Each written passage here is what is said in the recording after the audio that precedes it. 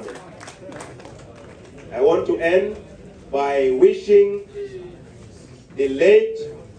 Al-Haji Abdul Nsereko final rest in the hands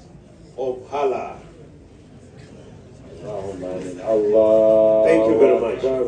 La ilaha illallah, Allahu Akbar, Allahu Akbar, walillahi alhamd. Sebo wekitiibwa government whip. Ne honorable ne Alhaji Nsereko atenga mulimu mukama waffe President General Sheikh Jamiru Muwonge basebo mutule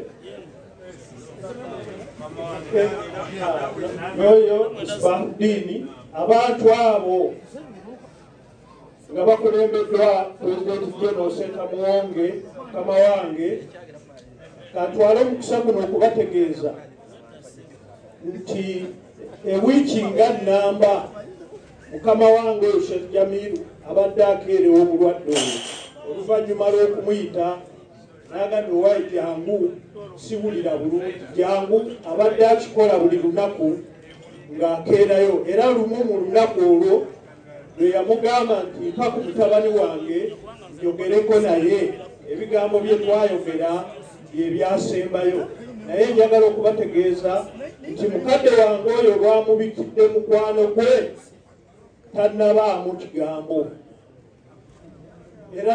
alina ekyabutuuseeko era nsaba mube tusabire nnyo tusabire mukadde waffe Sheikh Jamiru Muwonge oyo lwaki ekintu ekyo kyabutuuseeko buli we tubadde nga bwe twogera ebigambo eby'omubuziba ng'amubuuza nti naye gwe Sheikh Jamiru olikola otya abantu bange nga ngenze ate abatannakissa ate ne Sheikh Jamiru naye n'amugamba naye gwe ate abanga oli bakola otya n'olwekyo ekintu ekyo kyamusudde wala abadde alowooza nti ajja kulekawo mukwano gwe muganda we ate ye yamuleseewo n'olwekyo tasobodde nakusituka wano kubaako na kigambo kyayogera kamusabire tufenna tumusabire oba oliawo enkyamu ng'amuwa obusobozi obubaako kyayogera mukama wange n'ebigambo ebyo bwabadde bwannawanki abamashekhe bayiika wano abatasobodde kukusomera wano dduwa obwedda bagenda mu kisenge wali mukadde waffe waali ne bamuweerawo akbaru walillahi alhamd. Sebo